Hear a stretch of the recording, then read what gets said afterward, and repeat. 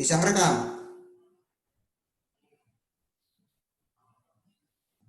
Bisa ngerekam nggak? Yang ngerekam dari Bapak ya, udah Oh bisa iya, ya sih. sudah, saya ngerekam di sini ya. Oke, baik, saya langsung saja, saya langsung share screen. Oh ini Mbak Alvira juga masuk. Bentar, sambil menunggu, berarti ada 8 ya yang masuk ya. Oke, 1, 2, 3, 4, 5, 6, 7, 8, ya 8. Tinggal satu lagi selain Mbak Alvira tadi. Oh ini Alvira masuk nih. Ya. Oke, saya langsung share screen saja. Saya share semuanya.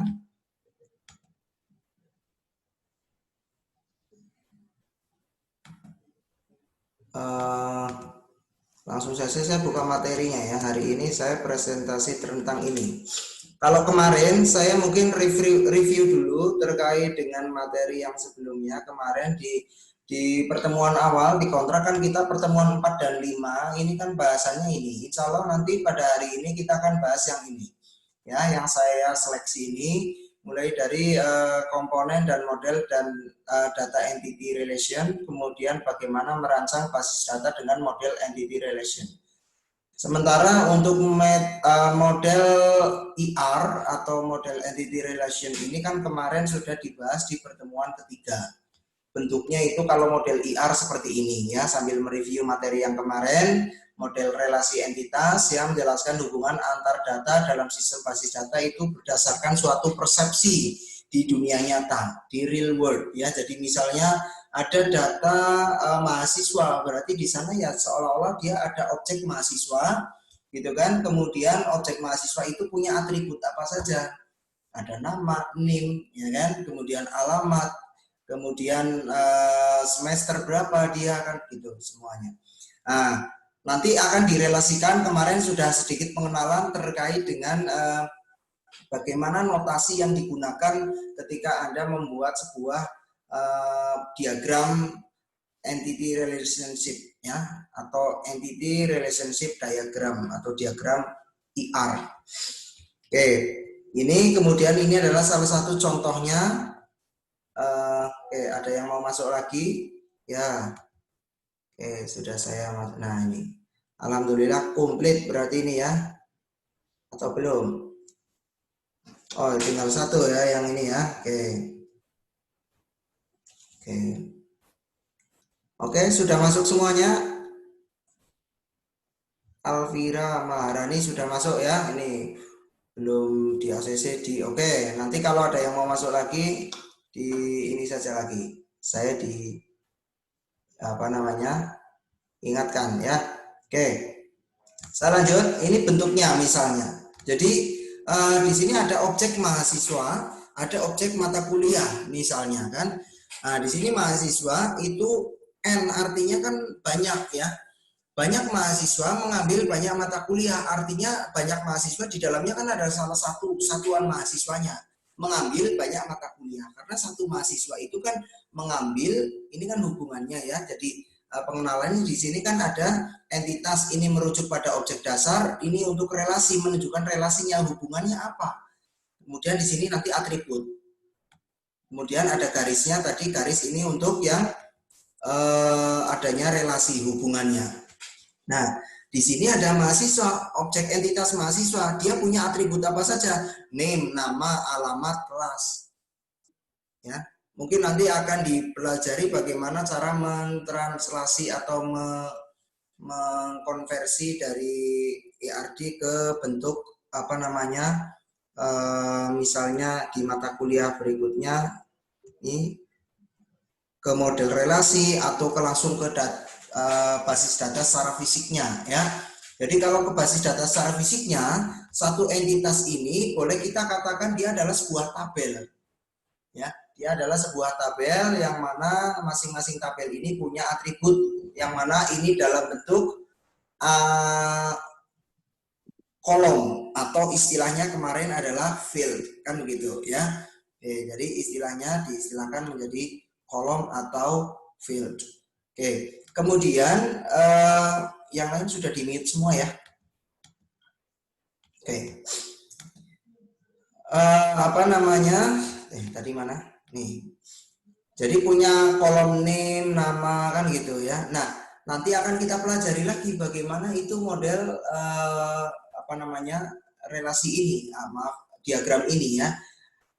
Entity relationship diagram. Bagaimana cara membuatnya dan seterusnya. Kemarin ini sudah dibahas ya secara singkat cepat. Oke. Jadi saya akan ke sini. Basis data, kita akan bahas materi hari ini, basis data relation, entity relation, dan basis data dengan model IR. Oke, jadi entitas itu apa? Nah, tadi sudah sedikit dibahas ya, bahwasanya sebuah database dapat dimodelkan sebagai sekumpulan entitas. Ya, oke, sekumpulan entitas, ada juga hubungan antar entitasnya. Jadi antar objeknya kayak tadi misalnya di yang contoh yang tadi. Ini mahasiswa, kelihatan ya? Karena saya share-nya kan semuanya ya. Oke, mahasiswa dia mengambil banyak mata kuliah. Sebaliknya juga, mata kuliah, ini ada banyak mata kuliah kan ada banyak tuh. Nah, itu juga diambil oleh banyak mahasiswa juga.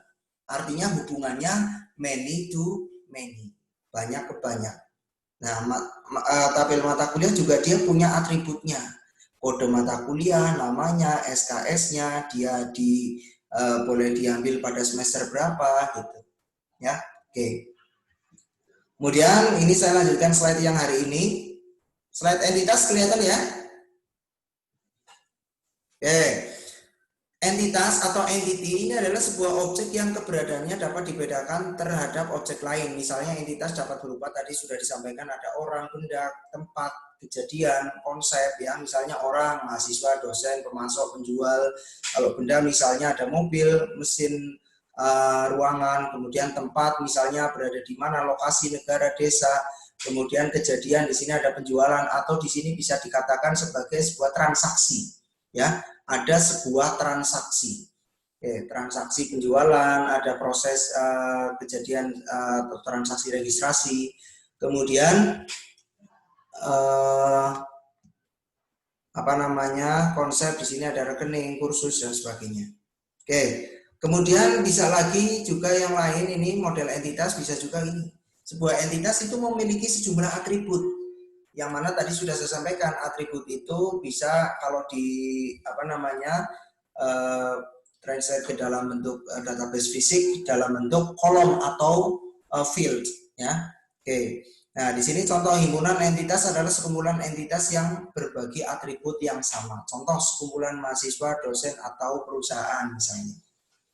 Jadi di sini ada sebuah entitas nomor mahasiswa, nama, ada alamat. Nah, ini contoh entitas ya, entitas mahasiswa yang mana entitas mahasiswa ini terdiri dari atribut apa saja? Nomor, nama, alamat dan kotanya di mana. Ini alamat, ini nama jalannya, kotanya di mana gitu ya. Oke. Kemudian untuk membedakan antara entitas sebagai kumpulan data dan sebuah entitas terdapat istilah ini ada tipe entitas dan instan entitas. Tipe entitas itu apa? Itu disebut juga himpunan entitas. Sedangkan instan entitas adalah sebuah kemungkinan data dalam sebuah tipe entitas. Contoh, tipe entitas dan instan entitas. Tipe entitasnya ini mahasiswa, artinya apa namanya? Entitasnya kan gitu ya. Oke, jadi suatu entitas dengan tipe entitasnya nama tipe entitasnya mahasiswa. Nah, dari tipe entitas mahasiswa ini kan terdiri dari atribut apa saja tadi? Ada nomor mahasiswa, nama, alamat yang di dalamnya berisi jalan apa, nomor berapa rumahnya, kemudian kota mahasiswa itu di mana, kan gitu. Ya, ini ya maaf, ini yang disebut dengan tipe entitas. Ya, oke. Kemudian untuk yang namanya instan entitas itu contohnya ini.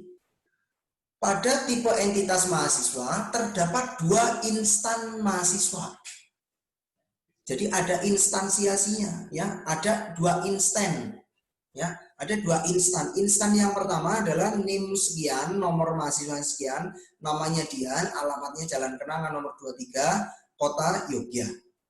Instan kedua, nomor mahasiswanya sekian, kemudian namanya, alamatnya jalan apa, nomornya, ini alamat kotanya di Sleman. Tahu ya bedanya antara tipe entitas dengan instan entitas, paham? Halo?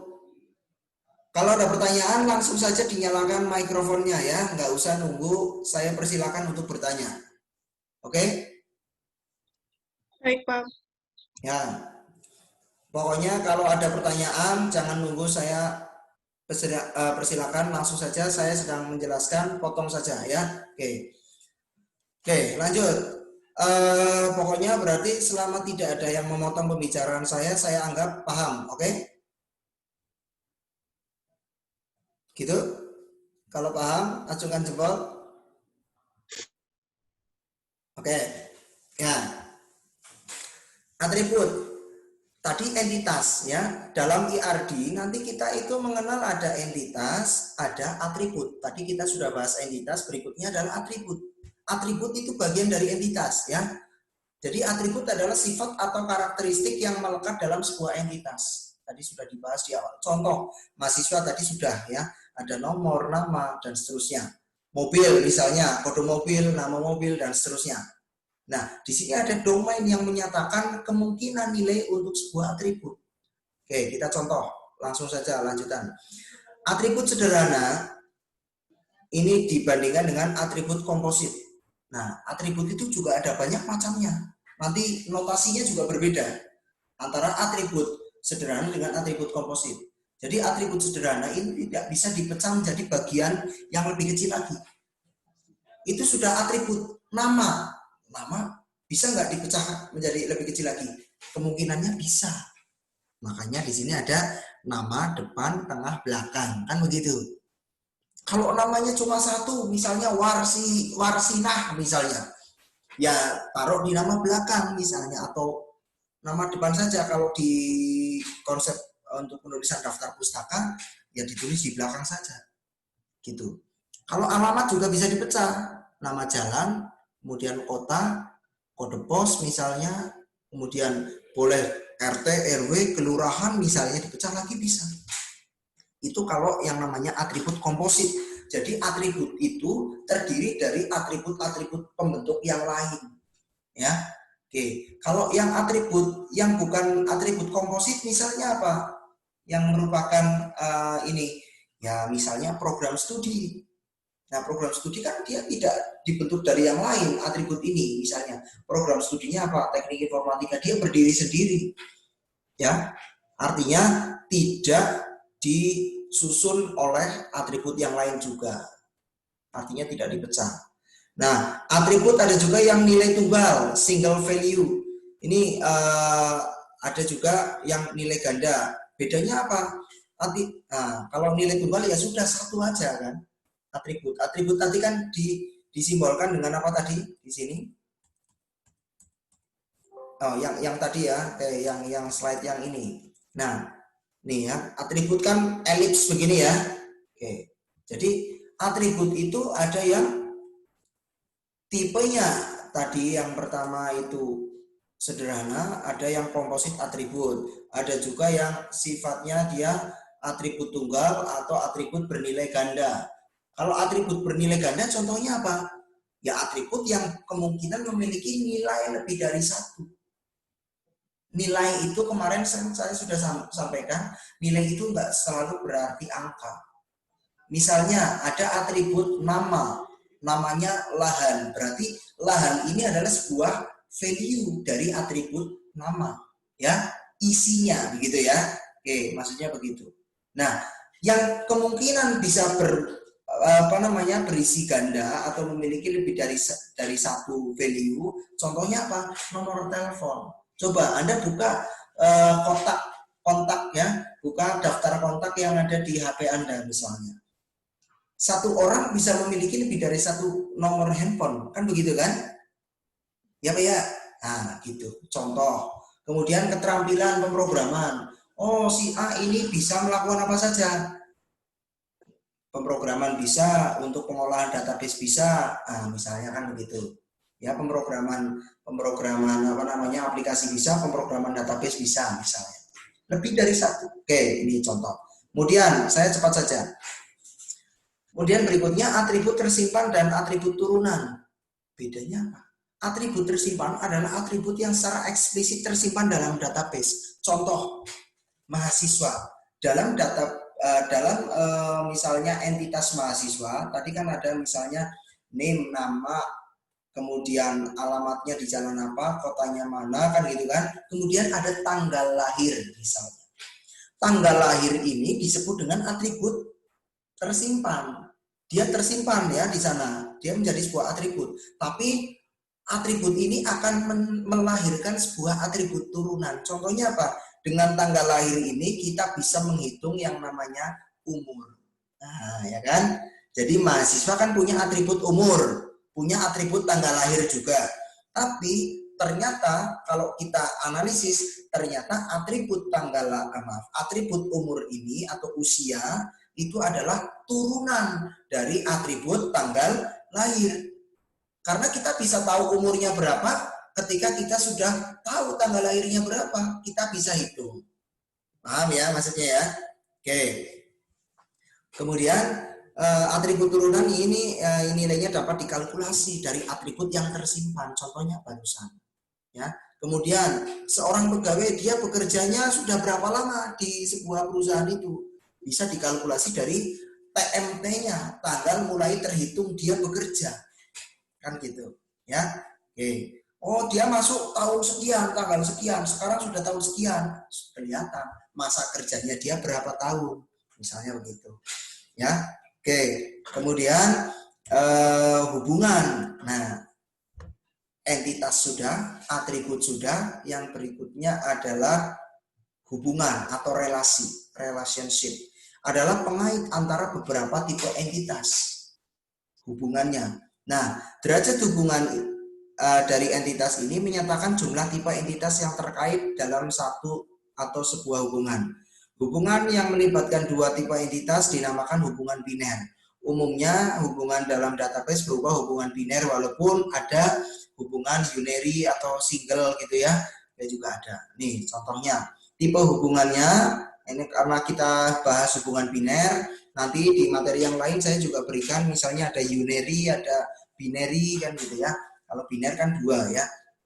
Contoh hubungan biner antar dua tipe entitas misalnya. Ini ada tipe entitas A, katakanlah ini sebagai notasi saja ya. A, B. Di dalam entitas A kan ada instan entitasnya kan gitu kan. Contohnya tadi entitasnya adalah tipe mahasiswa. Ada mahasiswa dengan nama A, nama B, nama C, NIM-nya kan gitu kan. Oke, jadi di sini ada 1, 2, 3, 4. Ada 4 instan entitas dari tipe entitas A. Nah, kan begitu ya. Oke. Dia hubungannya one to one, satu ke satu. Nah, ini seperti yang Anda pelajari di pelajaran matematika dulu ketika SMP ada pemetaan kan gitu kan. Ya, oke.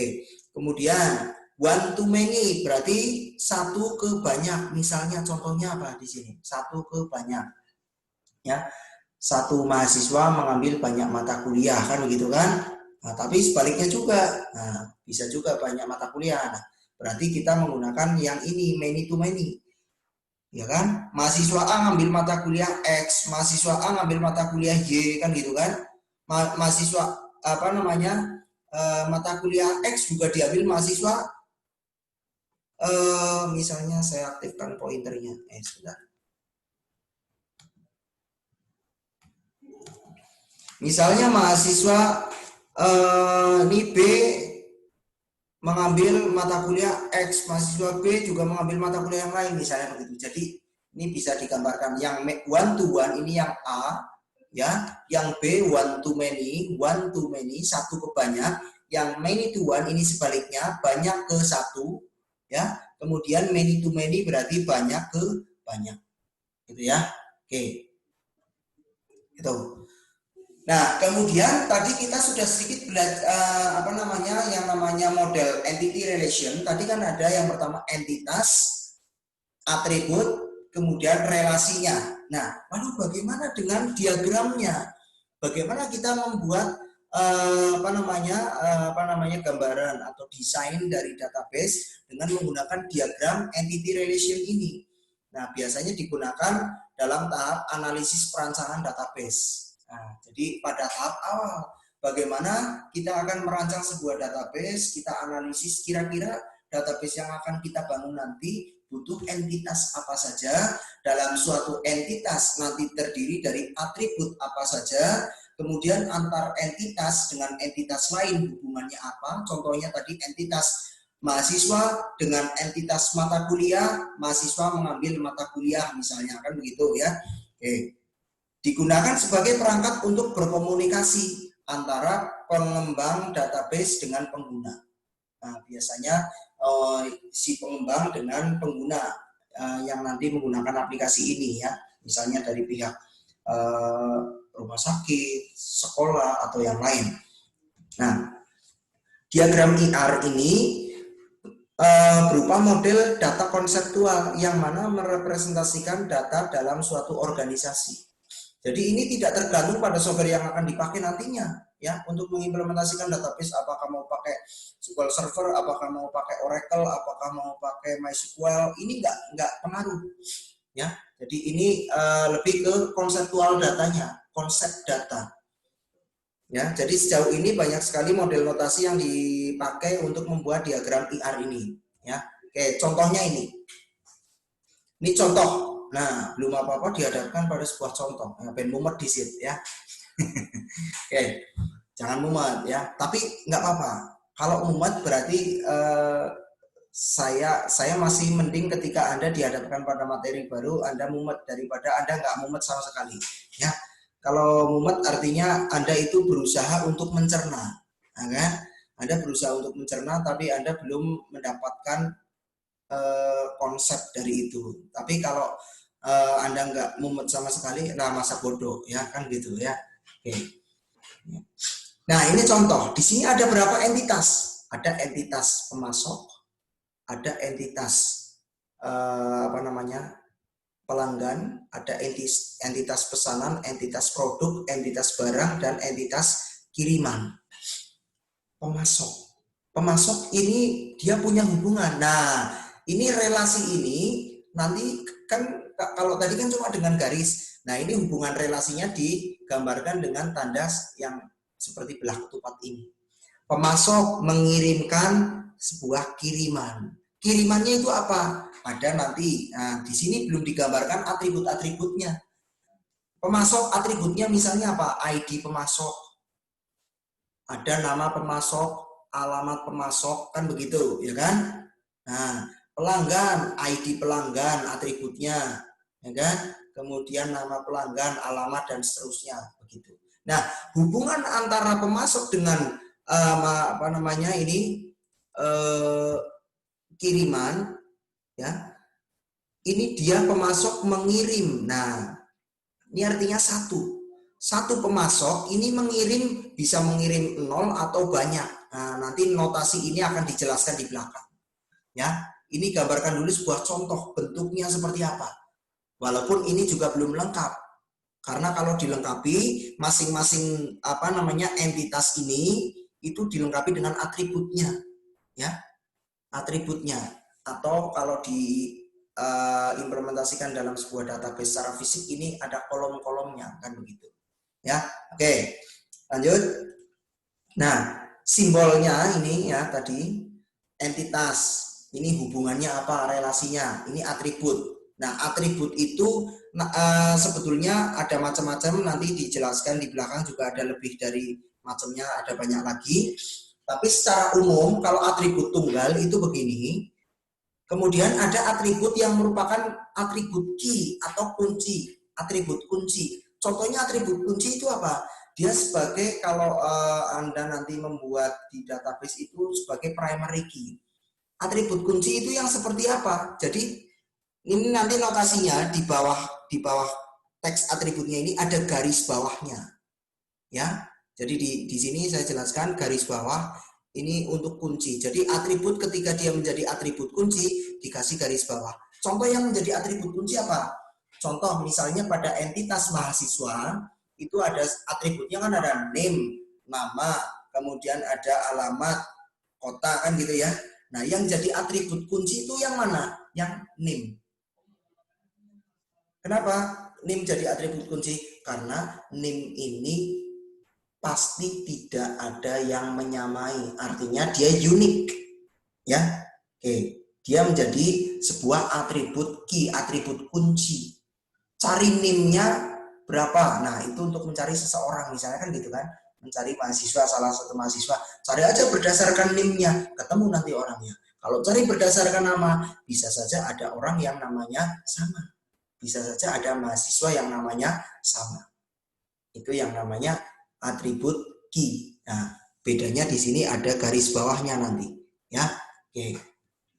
Jadi kalau misalnya Anda membuat atribut kunci, di sini kasih garis bawah. Nah, ini menjadi atribut kunci, gitu ya. Oke. Kemudian saya lanjut, ini contoh diagram IR lagi nih. Ini agak lengkap sedikit, ya. Oke, misalnya antara entitas customer, ya,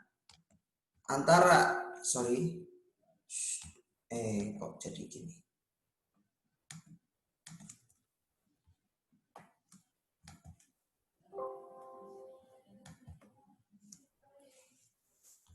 Sampai mana tadi ya?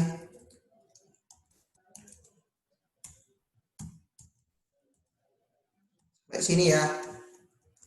Oke, saya lanjutkan ya. Antara misalnya di sini entitas customer, dia punya properti apa saja?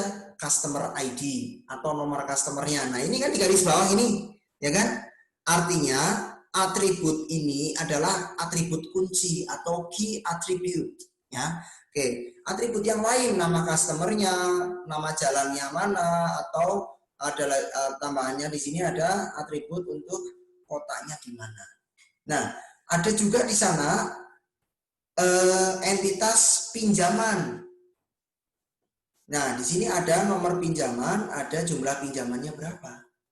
Nah, nomor pinjaman, kalau ID pinjaman 1 itu pinjamannya 1 juta. Pinjaman 2 berarti sisanya dan seterusnya. Misalnya kan begitu ya. Oke, misalnya gitu contohnya. Kemudian ini untuk hubungannya antara customer dengan entitas loan atau pinjaman, ini dia meminjam, ya. Oke. Customer meminjam pinjaman, kan gitu kan, sama kayak tadi mahasiswa mengambil mata kuliah, ya kan. Nah, detailnya masing-masing entitas ada atributnya. Atributnya apa saja nih, ada atribut kuncinya gitu, ya. Oke. Kemudian simbol-simbol lain ini bisa Anda gunakan. Tadi sudah disebut ada atribut ganda. Atribut ganda itu dinyatakan dengan tanda gini, lingkarannya ganda. Ya, ini entitas. Entitas pun ada dua, ada entitas kuat, ada entitas lemah. Entitas kuat itu yang seperti apa? Entitas yang dia bisa berdiri sendiri. Kalau entitas lemah, artinya gimana? Entitas yang dia akan muncul jika akan muncul tapi bergantung pada entitas yang lain. Contoh, misalnya entitas pegawai. Entitas pegawai dia ada entitas proyek. Nah, artinya setiap pegawai kan memang dia punya potensi untuk mengerjakan proyek, kan begitu, ya. Tapi proyek ini, entitas proyek akan muncul ketika pegawai mengadakan atau menjalankan proyek, kan gitu. Nanti ada penjelasannya lebih lanjut lagi, ya. Ini hubungan pun ada macamnya, ada hubungan pengidentifikasi juga. Ini entitas asosiatif, atribut tadi sudah. Kalau yang ada garisnya berarti dia dijadikan sebagai atribut key, ya. Kemudian atribut nilai berganda, contohnya tadi adalah nomor HP. Kemudian atribut turunan, ini contohnya tadi umur atau usia, ya. Yang mana atribut turunan ini notasinya begini ya, putus-putus akan didapatkan atau dikalkulasi dari atribut tersimpan. Misalnya atribut tanggal lahir misalnya. Ini contohnya. Ya. Nih, customer ini kan punya customer ID, punya nomor telepon. Oh, notasinya begini, artinya dia adalah atribut berganda, ya, bisa memiliki lebih dari satu nomor telepon. Kemudian ada atribut tanggal lahir, ada juga atribut umur, usia, tapi dia notasinya begini, artinya dia adalah atribut turunan. Turunan dari mana? Dari tanggal lahir, hasil kalkulasi dari tanggal lahir, misalnya begitu, ya. Kemudian customer juga punya atribut nama. Nah, ini ada atribut komposit yang notasinya begini, ya. Ini kan contoh atribut komposit, berganda dan turunan. Ini ganda, turunan sudah, yang komposit itu begini. Artinya atribut tapi punya anakan lagi, punya cabangnya. Nah, jadi ada nama depan, nama tengah, nama belakang. Contoh, lagi ada address, alamat. Alamat ini kan juga bisa juga sebuah composite attribute, ya. Artinya komposisinya terdiri dari atribut-atribut yang lain. Contoh, alamat di sini terdiri dari jalan. Jalan pun tersusun dari apa? Nama jalan, nomornya, kemudian nomor bangunannya misalnya, kan gitu. Ya, jadi nomor jalan misalnya Kenanga 2, jalan Kenanga 3, jalan Kenanga 4, kan begitu. Namanya Kenanga, nomornya Kenanga 1, Kenanga 2, apartemen number atau nomor bangunannya nomor sekian. Ya kan? Oke, jadi kadang-kadang alamat untuk jalannya kan biasanya Kenanga 2 blok D4 nomor sekian, kan begitu misalnya. Ya. Oke, di perumahan-perumahan misalnya. Kemudian address, kotanya di mana, provinsinya, kemudian nomor kode posnya berapa. Ini contoh dari atribut komposit, atribut berganda, nilai berganda, dan atribut turunan. Oke ya, saya ingatkan sekali lagi, selama tidak ada yang interupsi untuk bertanya, saya anggap paham ya. Oke, jika ingin diulang silakan interupsi saja, diulang bagian yang mana. Oke, ya saya lanjut saja.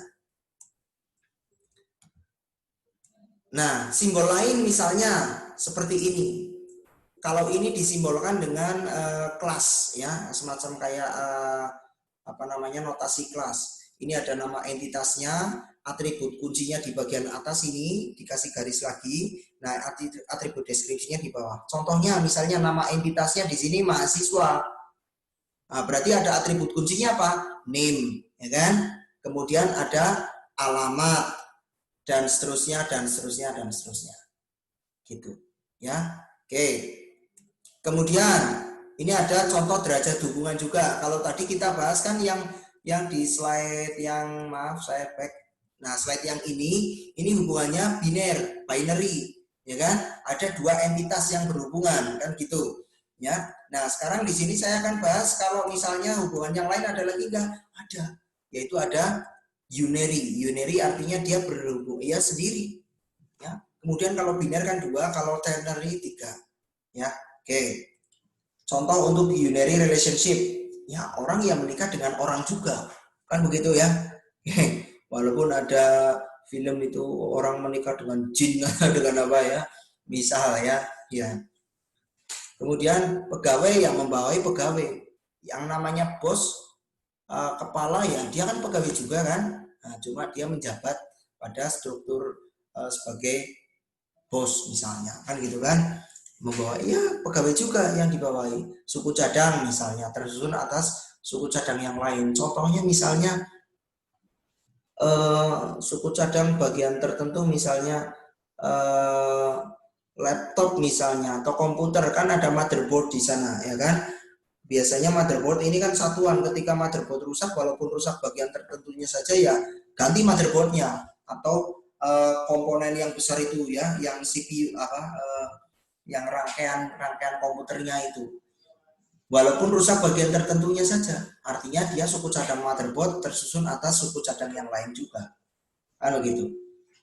Contoh yang binary ini, orang diberi jatah tempat parkir, ya kan. Ini ada data tempat parkir. Tempat parkir kan biasanya kalau di gedung-gedung besar ada nomornya, ya kan. Apalagi kalau misalnya tempat parkir ini memang khusus gedung parkir misalnya. Parkir lantai 1, lantai 2, lantai 3, di setiap lantainya pun terdiri dari blok-bloknya, blok A, B, C, D, blok, masing-masing bloknya juga misalnya terdiri dari nomornya ada blok A1, A2, A3 dan seterusnya misal. Oke ya. Kemudian pegawai juga bekerja pada departemen apa? Nah, kalau begini berarti banyak pegawai bekerja pada satu departemen. Ini kalau begini artinya notasinya banyak. Many, ini many to one. Ya, oke. Kalau ini many to many, banyak mahasiswa mengambil banyak mata kuliah. Artinya persatuan mahasiswa bisa mengambil banyak mata kuliah, ya kan? Persatuan mata kuliah, misalnya mata kuliah seperti ini saja, mata kuliah basis data bisa diambil oleh banyak mahasiswa, kan begitu, ya. Oke. Kemudian contoh yang ternary di sini pemasok, dia memasok pada gudang. Yang dipasok apa? Barang. Artinya barang ini dia sebuah entitas tersendiri. Pemasok memasok ke gudang.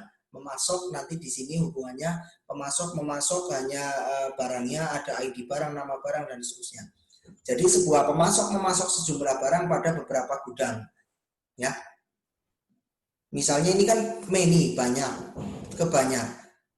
Banyak pemasok memasok banyak barang ke banyak gudang. Kan berarti begitu. Kalau kita perkecil lagi, satu pemasok, nama pemasoknya katakanlah A.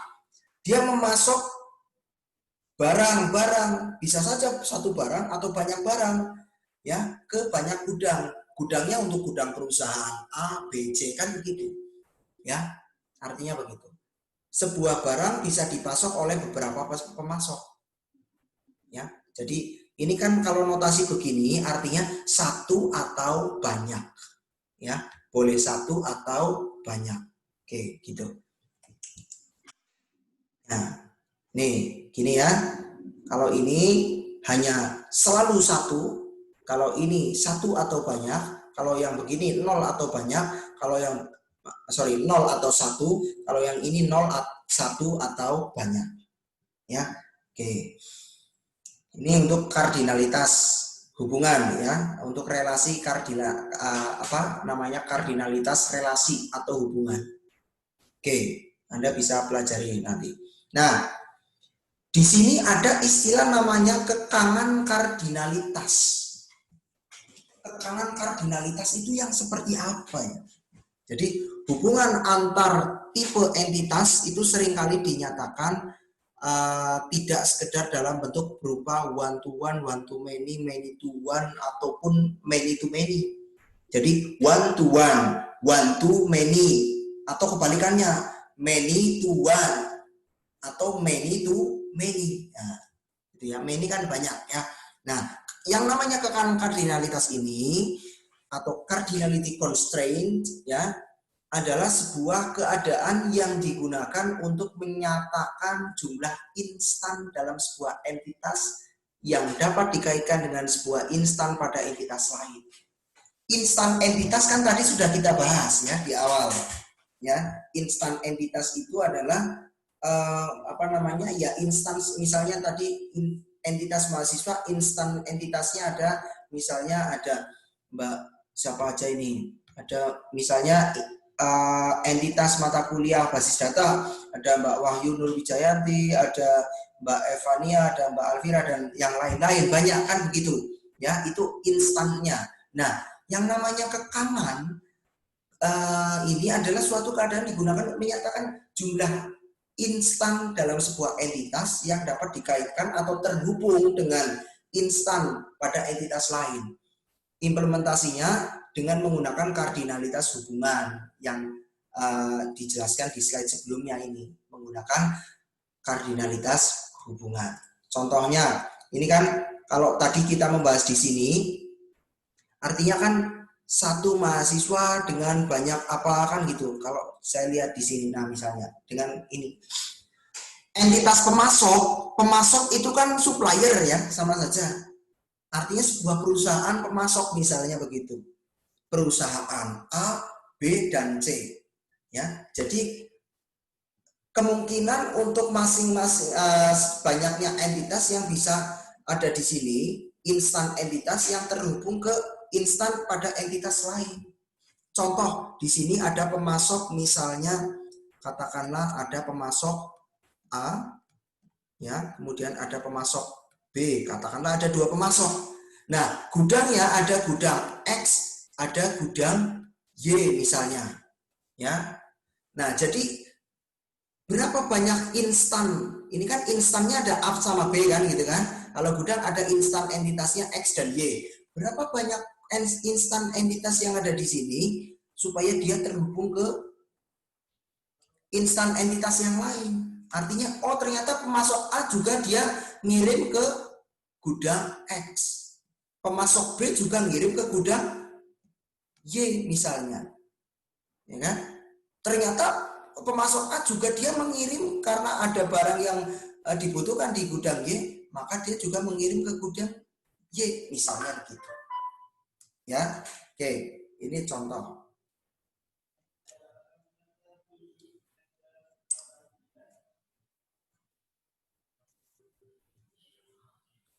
Oke, saya lanjut ya. Tadi di yang sini. Jadi menyatakan jumlah instan dalam sebuah entitas yang dapat dikaitkan dengan instan pada entitas lain. Oke. Berkaitan dengan kekangan kardinalitas, maka di sini terdapat istilah kardinalitas. Ada minimum dan kardinalitas maksimum. Kardinalitas minimum adalah jumlah instan tersedikit dalam sebuah entitas yang mungkin dikaitkan dengan setiap instan pada entitas yang lain. Ya, oke. Ini recordingnya masih jalan nggak sih? Oh, masih ini ya. Oke, saya lanjut. Kardinalitas minimum ini apa? Jumlah instan tersedikit dalam sebuah entitas yang mungkin dikaitkan dengan instan pada entitas lain. Kalau maksimum ya berarti jumlah terbanyak ya dalam sebuah entitas yang mungkin dikaitkan dengan instan pada entitas lain. Nah, ini contohnya. Contoh penerapan kekangan seperti ini. Contoh di bidang kesehatan misalnya. Nah, dari tadi belum mencontohkan kesehatan ya. Oke. Sekarang dicontohkan. Misalnya saya ambil contoh pasien. Pasien itu kan mempunyai kunjungan, ada visit dokter kan biasanya ya. Oke, jadi atau pasien melakukan kunjungan ke sebuah klinik, artinya dia melakukan pemeriksaan. Kalau di sebuah rawat inap, maka dinamakan ini kan ada kunjungan dokter, ada visit dokter kan gitu kan. Dia di ruangan, kemudian dokternya itu datang setiap harinya, ada pagi atau sore kan begitu ya kan. Oke. Adapun di sini misalnya pasien mempunyai kunjungan, artinya dia melakukan pemeriksaan atau berobat ya. Oke. Jadi ini dasar hubungannya ini. Pasien mempunyai kunjungan atau melakukan pemeriksaan, katakanlah begitu. Nah, kalau hubungan kekangan kardinalitasnya bagaimana berarti? Jadi satu pasien itu mempunyai sejarah kunjungannya berapa? Contoh di sini ada Amir pasien ya. Di sini artinya saya contohkan ada 3 instan pasien ya. Instan dari entitas pasien. Instan entitasnya ada Amir, Dewi, dan Fahmi. Amir itu kunjungan pertama, kunjungan kedua. Jadi di sini ada kunjungan 1, kunjungan 2 gitu ya. Dewi dia hanya kunjungan 1, Fahmi kunjungan 1, kunjungan 2. Artinya apa? Nih, jadi dia lebih ke arah ini. Jadi pasien artinya ini kan one to one atau many kan gitu ya. Kalau ini kan hanya satu, ya kan? Hanya satu. Hanya satu pasien yang masuk ke sejarah pasien ini, dia melakukan pemeriksaan, rekam medisnya maksudnya. Jadi rekam jejak dari pemeriksaan pasien begitu. Ya. Oke. Rekam jejaknya. Jadi satu pasien itu mempunyai sejarah pemeriksaannya, rekamnya itu satu atau lebih dari satu. Kalau dia melakukan pemeriksaan hanya 1 kali, ya berarti dia satu di sini instan entitasnya kan begitu. Tapi ketika dia melakukan pemeriksaan lebih dari 1 kali, maka dia punya banyak rekaman di sana. Secara pasien ini rekam jejak hasil pemeriksaannya ada banyak. Begitu. Contohnya ya. Oke, jadi itu yang namanya constraint atau kekangan, batasan ya, batasan dari itu. Contoh lagi, pegawai ditugaskan ke sebuah proyek. Hubungannya kan gini. Tapi ini hubungannya kan many to many. Artinya yang dilibatkan dalam sebuah proyek banyak pegawai, ya kan? Tapi satu pegawai bisa juga dilibatkan pada banyak proyek, gitu loh maksudnya. Ya, misalnya ini ada proyek 1 2 3 4 5. Pegawainya Amir, Dewi, Fahmi sama Sueb misalnya. Ini contoh. Ya. Jadi hubungannya kalau dipakai kekangan kardinalitas bisa di sini satu atau banyak ditugaskan pada 0 atau banyak, 0, 1 atau banyak. Artinya bisa saja seorang pegawai atau seorang bahasanya instan dari entitas pegawai, atau bahasanya di sini adalah seorang pegawai, kan gitu kan, bisa saja dia diikutkan lebih dari satu proyek, atau diikutkan pada satu proyek, atau tidak diikutkan sama sekali. Artinya 0, 1 atau banyak, kan begitu. Tapi di sini yang ditugasi pegawainya, ya kan, proyek itu ditugaskan pada satu pegawai atau lebih. Satu proyek, contohnya di sini, gambarannya detailnya konkretnya di sini. Contoh satu proyek yang hanya ditugaskan pada satu pegawai misalnya. Ya proyek misalnya 5 ini. Ya kan, proyek 5 atau proyek 4 ini pada Amir saja. Kan gitu kan? Oke. Proyek yang dibebankan atau ditugaskan pada banyak pegawai, contohnya proyek 1 ini ditugaskan pada Amir dan Dewi. Sebaliknya, proyek ini si pegawai ditugaskan ke berapa proyek, Amir ditugaskan ternyata ke banyak proyek misalnya, kan gitu kan. Ada juga yang 0, artinya Sueb ini, misalnya dia junior ya kan. Nah, dia biar ngurusin di kantor aja, tidak dilibatkan di proyek. Ini misal, kan begitu ya. Oke. Kemudian contohnya lagi ini, ya. Ini 0, 1 atau banyak. Kalau ini many to many, one to one, ya. Oke.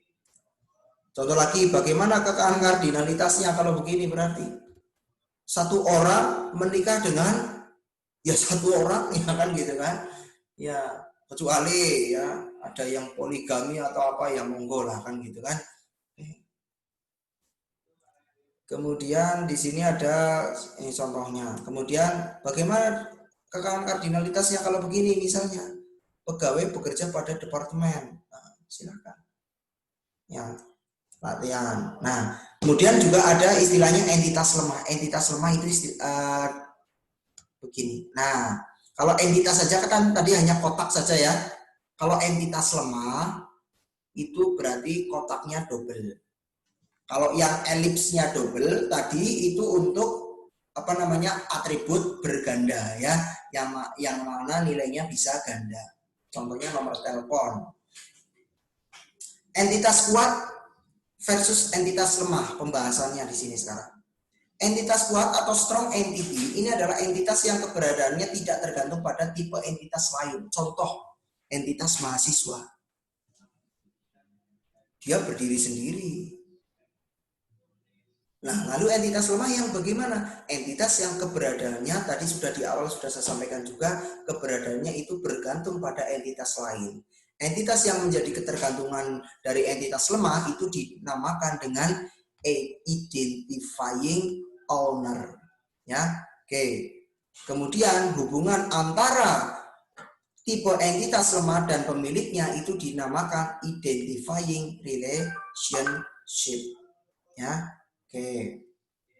Nah, ini entitas lemah lanjutan. Ini contohnya ini. Pegawai punya atribut nomor pegawai. Nomor pegawai kan pasti beda-beda.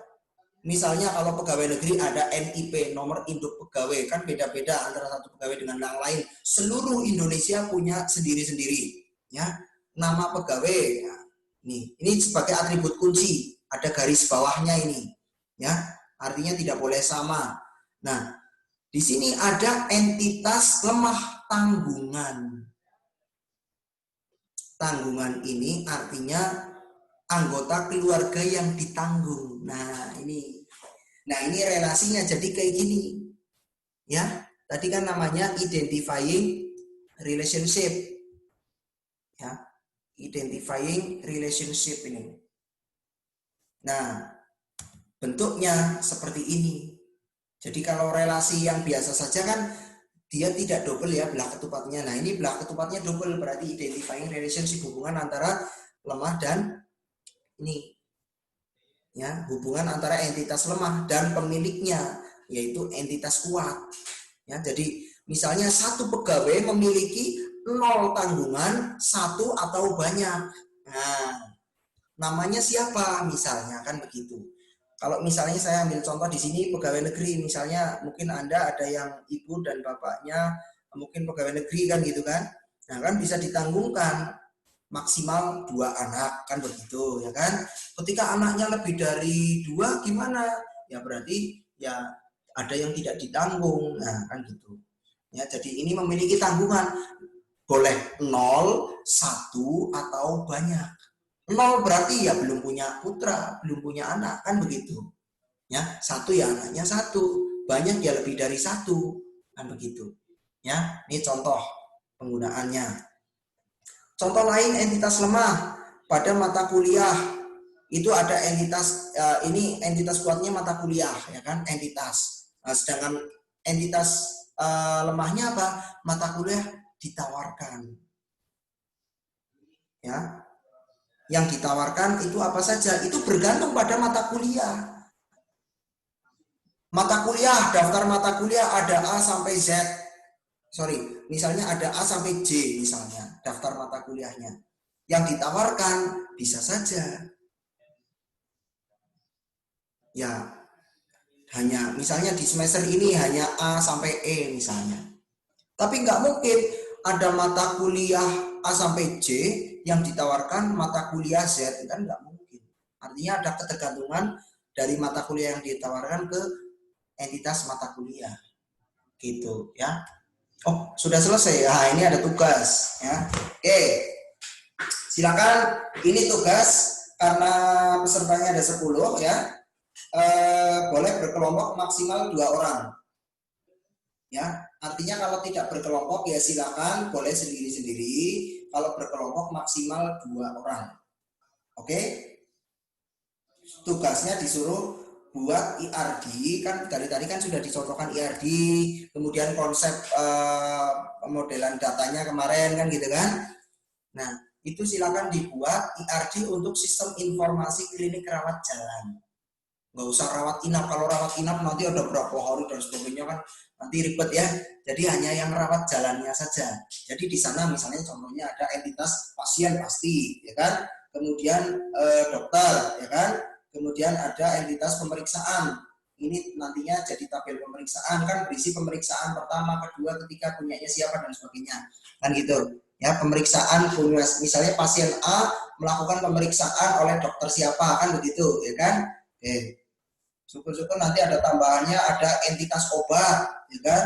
Kemudian ada entitas resep misalnya. Ya, silakan dibuat berkelompok. Kalau 2 orang kira-kira gimana? Kebanyakan apa enggak? Apa sendiri-sendiri? Silakan usul ini. Yo, dari tadi saya belum mendengar satu Kak, hanya suaranya Mbak siapa tadi yang sudah ngomong ya. Yo, coba saya pengen dengar suaranya.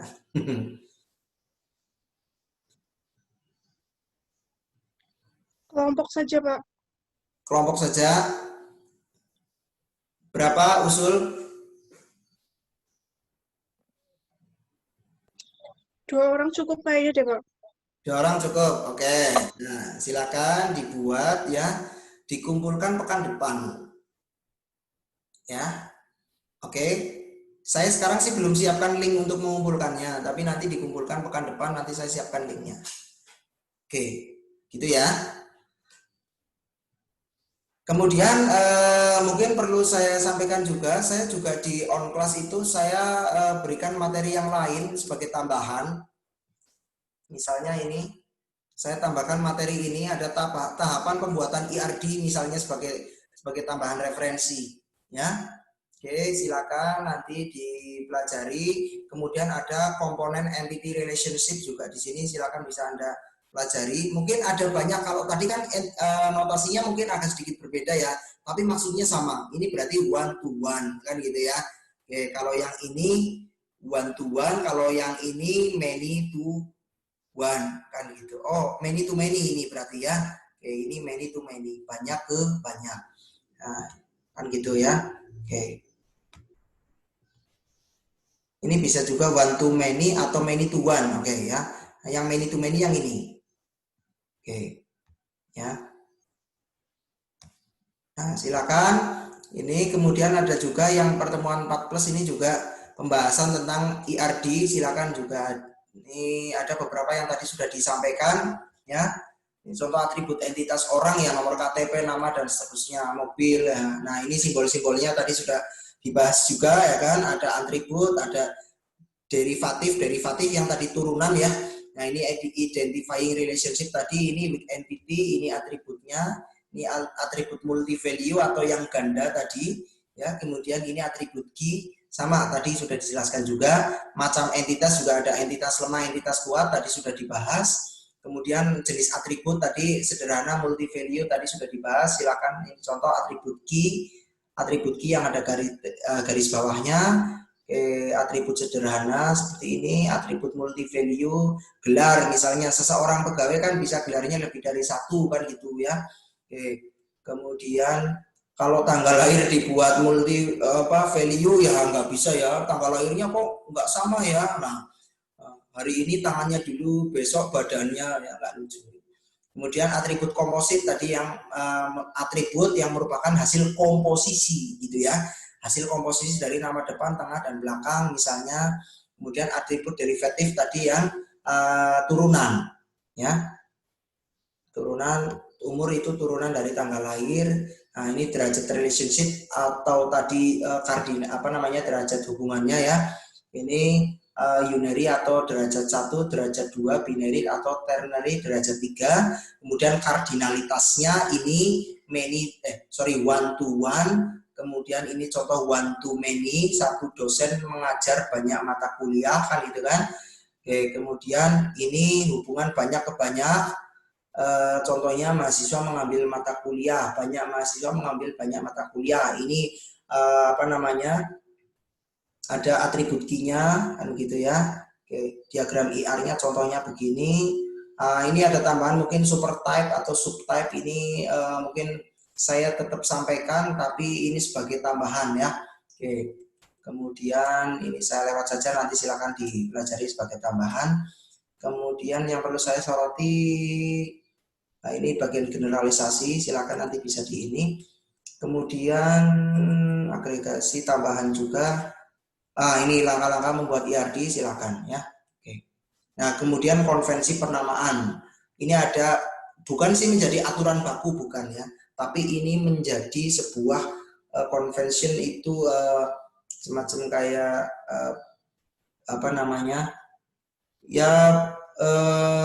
perjanjian kayak gitulah ya. Kayak perjanjian untuk pembuatan nama itu entitas atribut kan gitu ya, menggambarkan maknanya sesuai dengan maknanya. Nama tunggal gunakan huruf kapital untuk entitas dan relasi, gunakan huruf kapital di awal untuk atribut, nah dan seterusnya. Silakan nanti dibahas.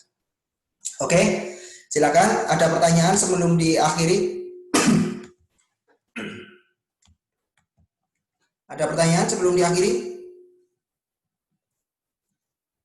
Tidak ada. Dari tadi saya yang ngomong,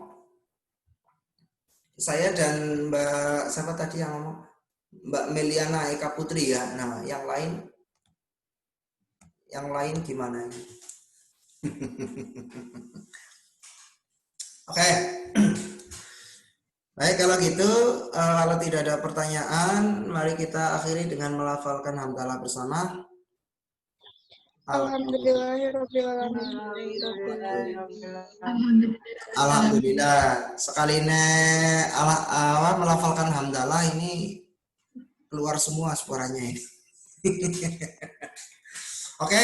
masih ada waktu sekitar 6 menit sebelum berakhir, walaupun tadi kita mulainya hampir setengah 2 juga ya. Berarti kurang lebih saya 1 jam ngomong ya. Oke, ya setengah 2 kita mulai sampai setengah 3, nggak full 100 menit ya, supaya durasinya juga nggak ini juga. Yang penting nanti ini saya rekam, kemudian nanti saya kirimkan juga di YouTube mungkin ya, nanti silakan di download di YouTube ya. Nah, downloadnya nanti kalau misalnya pengen ini ya resolusinya jangan terlalu besar, yang penting bisa terlihat saja kan gitu ya. Jadi supaya bisa diulang-ulang untuk materinya. Oke, terima kasih. Kalau gitu saya tutup. Assalamualaikum warahmatullahi wabarakatuh. Waalaikumsalam warahmatullahi wabarakatuh. Oke, untuk kabeh suarane wes. Oke, presensinya sudah diisi semua ya? Sudah, Pak. Coba saya cek ini.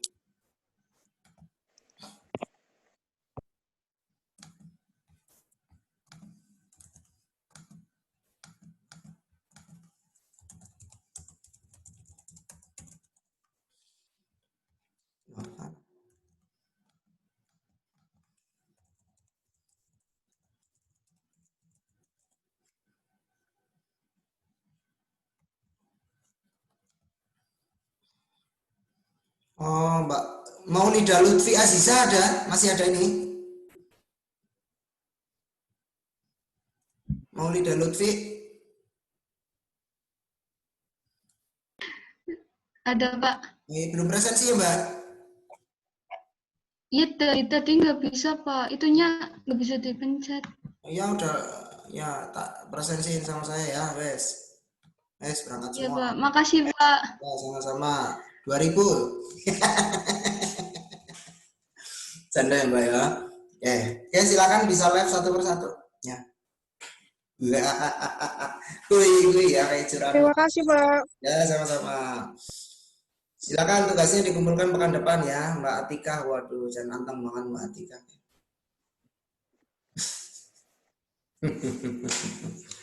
Ya, silakan saya akhiri.